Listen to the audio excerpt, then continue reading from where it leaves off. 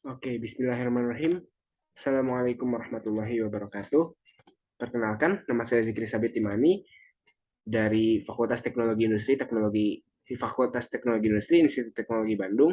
Di sini pada saat ini saya akan menjelaskan mengenai fikih dakwah sebagai tugas susulan, tugas pertama dari tugas susulan yang telah diberikan kepada calon magang Karisma. Nomor saya L11. Nah, saya akan lanjut kepada materinya. Nah, di sini saya akan menjelaskan mengenai fikih dakwah, mulai dari hakikat, makna, dan metodologi dari dakwah itu sendiri. Nah, pertama-tama kita masuk ke dalam pengertian dakwah. Nah, dakwah, apa itu dakwah? Secara bahasa atau secara etimologis, dakwah ini memiliki 4 arti, yaitu sebagai ajakan, seruan, panggilan, dan undangan. Adapun ayat yang menjelaskan mengenai dakwah secara definisi bahasanya, yaitu adalah dalam Quran Surat An-Nahl ayat 125 dan Quran Surat Fusilat ayat 33.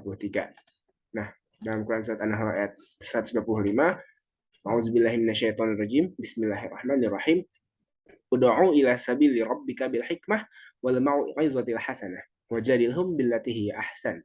Inna rabbaka huwa a'lamu biman dhalla an sabilihi wa huwa a'lamu bil muhtadin.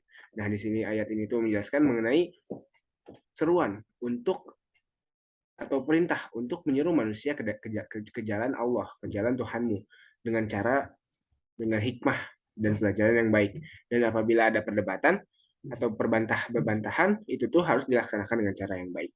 Nah, seperti itu. Adapun dalam Quran surat Fusilat ayat 40 ayat 33, Fusilat ayat 33, Allah menjelaskan mengenai Waman ahsanu qawlan mimman da'a ila Allahi wa amila salihan wa qala innani minal muslimin.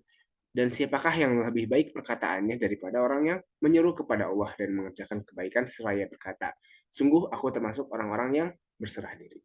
Nah, di sini tuh dijelaskan bahwa dakwah itu yang pertama, apa itu dakwah? Yang pertama itu dakwah ini berasal dari kata da'a ya, da'a ya da'u, dakwah. Nah, itu tuh memiliki arti ad-da'watu ilallah atau menyeru atau ajakan kepada Allah. Dan yang kedua, dakwah ini ad-da'watu ilal Islam atau ajakan seruan untuk menuju kepada Islam.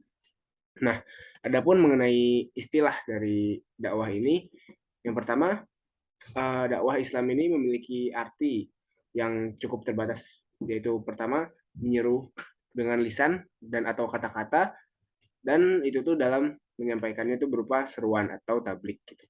Nah, sedangkan menurut arti yang luasnya, dakwah ini tuh yang pertama adalah menyeru dengan kata-kata dan atau perbuatan. Lalu yang kedua, semua usaha, daya upaya dan gerakan itu tuh diupayakan untuk mengajak umat menuju Allah dengan cara-cara yang hak. Sehingga yang pertama tuh kita akan mencapai semua togut itu diingkari gitu. Jadi hanya Allah lah yang diimani.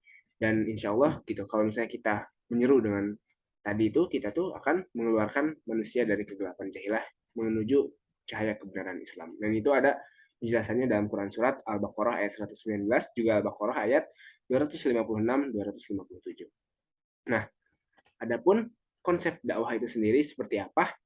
Nah, yang pertama, dakwah ini itu adalah perubahan atau ajakan untuk mengubah pola pikir, mengubah cara merasa, cara berpikir, cara bersikap, dan cara bertindak.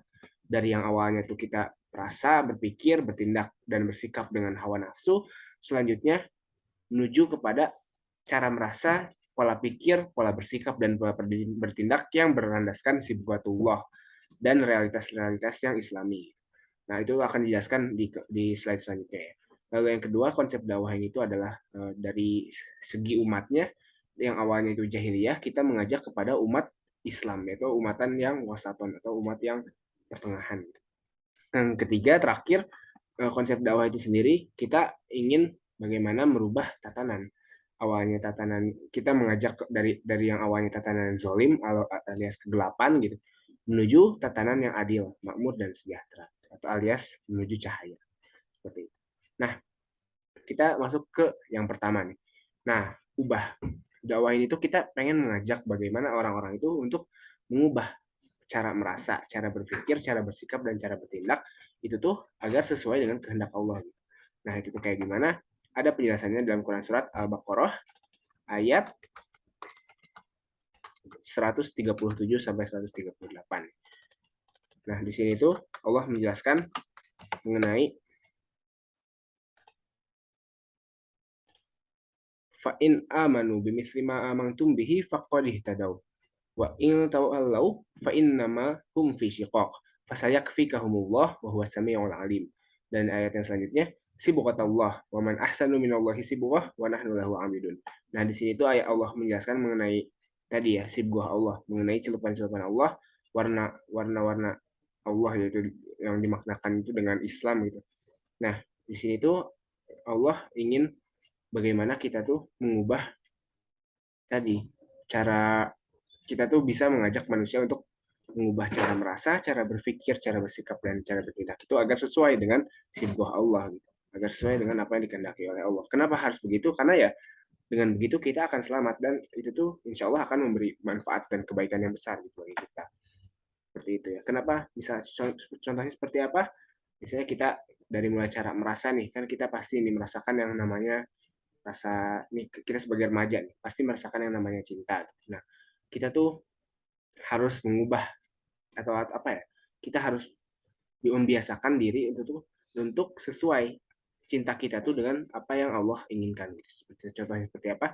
Ya kita tuh mencintai seseorang karena Allah gitu, bukan karena seseorang itu sendiri gitu. Kita mencintai orang tua kita karena Allah, kita mencintai keluarga kita karena Allah dan mungkin kita kalau misalnya udah masuk ke tahap dewasa gitu, kita mencintai seseorang tuh ya memang karena Allah gitu. Lalu contoh yang lainnya di dalam misalnya cara berpikir.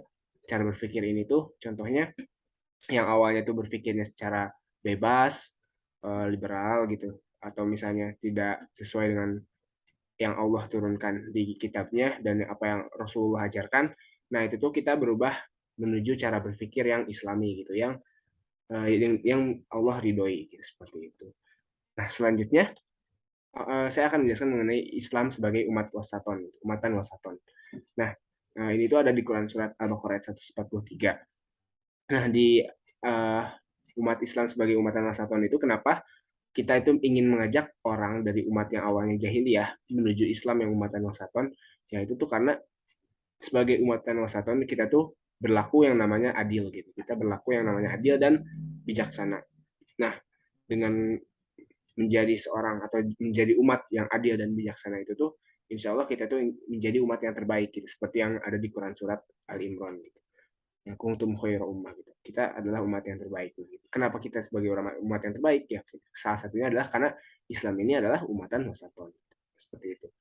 Selanjutnya, yang terakhir kita tuh berdakwah tuh untuk apa? Nah, kita tuh ingin mengajak bagaimana caranya mengubah atau hijrah dari tatanan yang zalim menuju tatanan yang adil. Hijrah dari kegelapan menuju cahaya gitu. Nah, yang zalim itu seperti apa ya? Tadi ada kesengsaraan, ketidakselamatan, dan sesuatu yang tidak Allah ridhoi gitu. Kenapa kezaliman ini identik dengan apa sesuatu yang tidak Allah ridhoi? Karena kezaliman ini itu adalah kegelapan yang dibawakannya itu oleh togut gitu. Kalau misalnya dalam Quran surat Al-Baqarah ya. Nah, karena itu kita harus mengajak manusia itu untuk berpindah dari tatanan yang zalim menuju tatanan yang adil. Seperti apa tatanan yang adil itu? Tatanan yang diridhoi oleh Allah gitu, diridhoi oleh Allah. Dan di sini tuh menuju yang namanya kemakmuran dan kesejahteraan. Ada di Quran surat 48 atau Al-Fat ayat 29. Nah, selanjutnya kita ini kenapa harus berdakwah? Yaitu alasan yang lainnya itu karena tugas dakwah itu adalah suatu kewajiban. Kita ingin continue atau melanjutkan apa yang Rasul bawa. Continue what Rasul brought.